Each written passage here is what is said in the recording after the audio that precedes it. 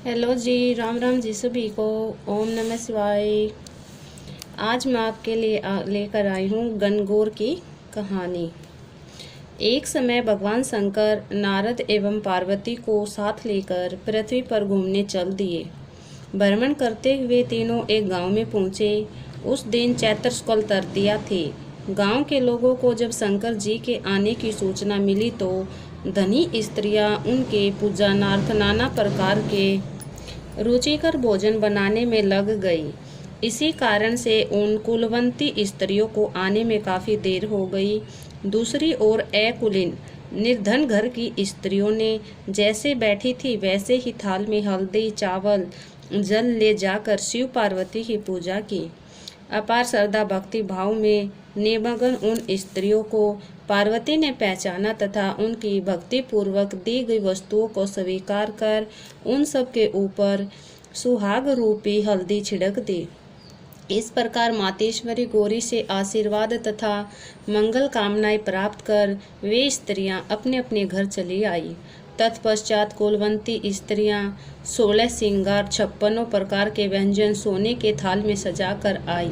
तब भगवान शंकर ने शंका व्यक्त करते हुए कहा, पार्वती जी, तुमने तमाम सुहाग प्रसाद तो साधारण स्त्रियों में बांट दिया, अब इन सब को क्या दोगे? पार्वती जी ने कहा, आप उनकी बात छोड़ दें। उन्हें ऊपरी पदार्थों से निर्मित रस दिया है, इसलिए उनका सुहाग धोती से रहेगा। परंतु इन स्त्रियों को मैं अपनी उंगली चीर कर रक्त सुहाग रस दूंगी, जो मेरे समान ही सौभाग्यशालिनी बन जाएंगी। अस्तु। जब कुलीन स्त्रियां शिव पार्वती की पूजा कर चुकी तो देवी पार्वती ने अपनी अंगुली चीरकर उसके रक्त को उनके ऊपर छिड़क दिया और कहा, तुम सब वस्त्राभरणों का परित्याग कर माया मोह से रहित हो तथा तन मन धन से पति सेवा करना, तुम्हें अखंड सौभाग्य की प्राप्ति होगी। भवानी का यह आशीर्वचन सुनकर तथा प्रणाम करके कुलीन स्त्रियां भी अपने अपने घर लौट आई तथा पति परायणा बन गई। छिड़का खून जिसके ऊपर जैसा पड़ा था उसने वैसा ही सौभाग्य प्राप्त किया। इसके पश्चात पार्वती जी ने पति की आज्ञा से नदी में जाकर स्नान किया, बालू का महादेव बनाकर पूजन किया, भोग लगाया तथा प्रदक्षिणा करके 2 कणों का प्रसाद खाकर पार्वती ने मस्तक पर टीका लगाया। उसी समय उस पार्थिव लिंग से शिवजी प्रकट हुए तथा पार्वती को वरदान दिया, आज के दिन जो भी स्त्री मेरा पूजन और तुम्हारा व्रत करेगी उनके पति चिरंजीवी रहेंगे तथा अंत में उन्हें मोक्ष मिलेगा। भगवान शिव यह वरदान देकर अंतर्ध्यान हो गई। तत्पश्चात पार्वती जी नदी तट से चलकर उस स्थान पर आई जहाँ पर पतिदेव तथा ऋषि परवर नारद को छोड़कर गई थी। शिव ने विलंब का कारण पूछा तो इस पर पार्वती ने उत्तर दिया, मेरे भाई भावज नदी के किनारे मिल गए थे। उन्होंने मुझसे दूध भात खाने तथा ठहरने का आग्रह किया, इसी कारण से मुझे आने में देर लग गई।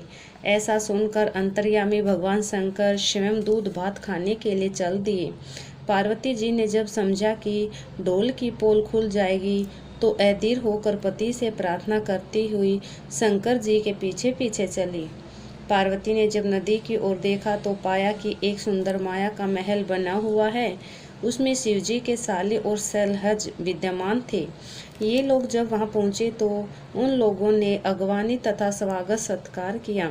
2 दिन तक तीनों ने उनका आतिथ्य ग्रहण किया। तीसरे दिन पार्वती के द्वारा किए हुए चलने के आग्रह को ठुकरा दिया। इससे देवी काफी कुपित हुई और अकेली ही चल पड़ी। मजबूर होकर महादेव को उनका अनुसरण करना पड़ा। नारद भी साथ में थे। तीनों व्यक्ति चलते चलते काफी दूर निकल गए। सायंकाल होने पर शिवजी ने बहाना किया कि मैं तो तुम्हारे मायके में अपनी माला ही भूल आया। इस पर पार्वती ने माला लाने को तैयार हुई, किंतु शिवजी की आज्ञा से न जा सकी। नारद जी वहां गए। जाकर देखते हैं कि वहां न कहीं महल का नामो निशान है, न कहीं माला। वरन घोर अंधकार में नृशंस हिंसक पशु विचरण कर रहे हैं। इस अंधकारपूर्ण डरावने वातावरण को देख नारद बहुत आश्चर्यचकित हुए। तत्क्षण अचानक बिजली के चमकने से वृक्ष पर टंगी माला दिखाई दी। उसे लेकर महामुनि भयातुर अवस्था में शीघ्र ही शिव के पास आए और अपनी विपत्ति का आद्योपांत वर्णन कह सुनाया। इस प्रसंग को सुनकर हंसते हुए शिव ने नारद से उसका आदिमूल कारण बताया।